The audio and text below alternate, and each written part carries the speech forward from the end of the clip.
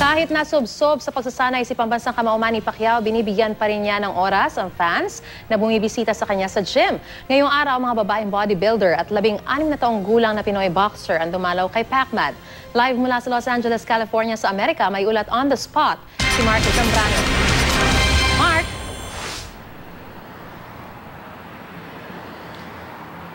Maris, naging abalang ang ating pambansang kamao na si Manny Pacquiao sa training ngayong araw na ito. Kaninang umaga ay tumakbo siya ng 4 rounds sa paligid ng Pan Pacific Park dito sa Los Angeles, California.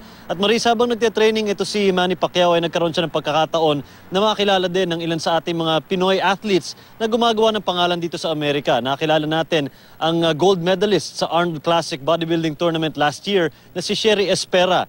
Ayon kay Sherry ay idol nga daw niya ito si Manny Pacquiao at bilib siya sa dedikasyon nito sa training at pati na rin sa pananampalataya nito sa Diyos. Ayon kay Sherry ay nais niyang gayahin ang ginagawa ni Manny Pacquiao para lalong maging matagumpay sa darating na mga tournaments. Ang isa pang nakilala natin, Maris, etong si Jessie Mandapat. 16 years old lamang ito, Maris, pero gumagawa na rin siya ng pangalan dito sa Amerika. In fact, rank number 2 na siya sa kanyang division dito sa United States of America. Ayon kay Jessie ay bilib din siya kay Manny Pacquiao at naisang sundan ang yapak ng ating pambansang kamao. Dalawa lamang ito sa nakilala ngayong araw ng ating pambansang kamao sa gitna ng kanyang training. Kinaapunan naman, Maris, ay nagpatuloy ang training ni Manny Pacquiao sa loob ng wildcard gym kung saan 23 rounds in total ang kanyang ginawa. Kasama na dyan ang 13 rounds ng punch mitts.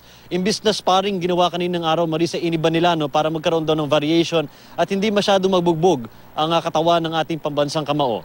Yan muna ang latest mula dito sa Los Angeles, California. Maris? Mark, alam naman natin na talagang medyo naghihigpit na yung Pacquiao team, no? Pagdating dun sa mga kung sino makakapasok at makakadaupang palad ni Pacquiao, lalo na pag siya'y nagte-training. Pero talaga bang naka-factor in na in the next coming weeks pa bago yung laban, itong pag-meet talaga niya sa mga supporters and fans, especially alam naman natin na talagang napakarami talagang taga-suporta itong si Pacquiao na gusto siyang makita.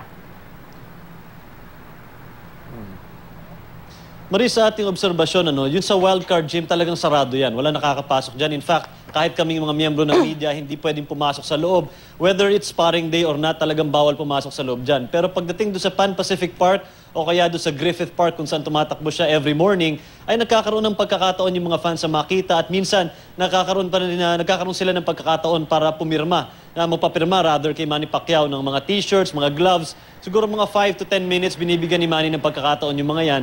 Dahil kilala naman natin to si Manny, kung pwedeng kausapin niya lahat ay gagawin niya. Pero ayon nga sa kanya security ay para na rin sa kapakanan ng ating pambansang kamao kung bakit nagbibigay sila ng added security tuwing nasa labas siya in public, Maris.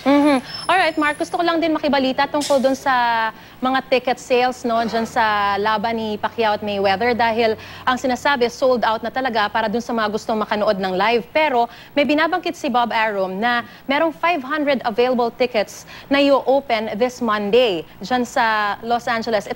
Ito ba ay, o kaya sa Las Vegas, ito ba ay maibebenta online or kailangan dumiretso sa MGM Grand? Mark? Sa balita natin, Maris, in fact, nakausap natin kanina si Fred Sternberg saka itong si Bob Arum, pero off-cam lang yan dahil tumanggi silang humarap sa camera. Ang sinabi nila na yung number of tickets na binanggit mo na i-release ay pwedeng mabili both sa MGM Grand saka online. Although hindi nila sinasabi kung 100% na sigurado na i-release ito this Monday. Dahil nga sa clamor ng tickets, Maris, napakabilis maubos, lalong-lalo na yung mga nag-order online. In fact, in a span of a couple of hours, ay ubos na agad itong mga binibentang tickets. Yung sinabi nga ni Bob Arum dito ay the best way daw para malaman kung magkakaroon ay tutukan na rin yung mga online resellers dahil doon malalaman kung magre-release talaga ng tickets, Maris. Nako, dapat nakaabang na talaga yan online, mga alas 12 pa lang ng hating gabi. Maraming salamat sa iyo, Mark Zambrano.